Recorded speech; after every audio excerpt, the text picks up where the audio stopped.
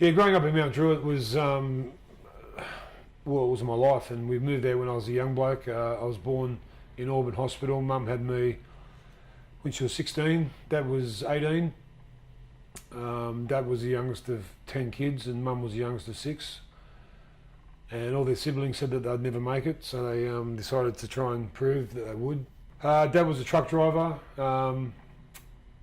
who basically I never saw much of when I was younger, because he'd be gone in the morning when it was dark, and he'd come home at dark and doing 14, 16-hour shifts on the truck. Mum worked as well, but as we got older, Mum worked. But yeah, look, growing up was perfect childhood. Football and cricket in the streets. Come inside when the street lights went on, and the challenges were we were poor. We come from we were renting our house in a housing commission house.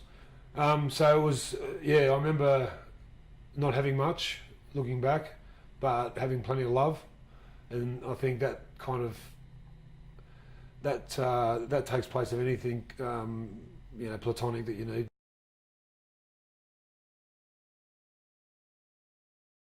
And look, at something I didn't practice. What I'm preaching is obviously be diligent at school.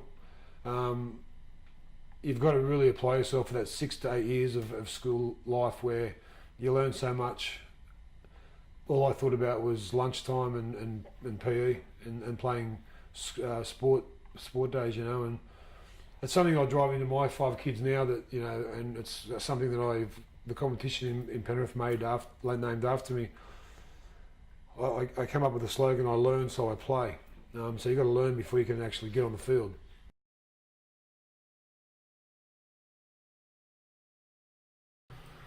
You've got to really spend your time doing things that aren't going to get you into trouble. It's pretty easy to go around with a group of mates and go and start little bushfires for fun, or take a can of petrol down the fields and put it on a hanky and sniff it, and because the other mates are, and you've got to make your time. You've got to, because all of a sudden you've got your own family and you've got your own kids, and that time. Some of my best memories are of between 12 and 15, 16 years of age, where you just go off to the beach with your mates of a morning, and mind you, living in Mount Druitt, it took 4 hours to get there by train.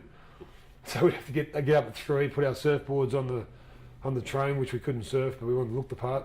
And that's where our first initiation to the word Westies come from.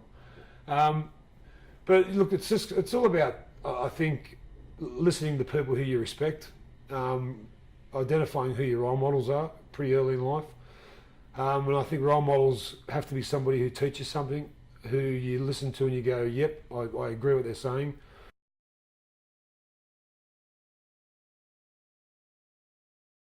I didn't know much about the whole program until recently, and I looked into it. I really love it when people show they care.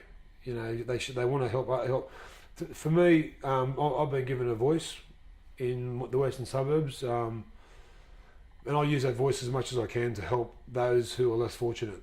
To see other people doing that, it gives me a big chill down my spine of happiness. Not one of saying, oh, what are they doing? One of saying, wow. Thank God the other people out there are like-minded as myself, because together, again, back to teamwork, together, with these guys, we'll make differences. We'll make difference. I know we will. Me doing this interview now is going to make a difference to some kid watching it. Because you got me here today to chat about it, we've made a difference already. The snowball effect, the domino effect of that, who knows? In a year's time now, we could be sitting back here talking about the same situation, but we've gone somewhere else with it. It's a great initiative. It's one that you should be proud of, and it's one that I'm proud of to be associated with.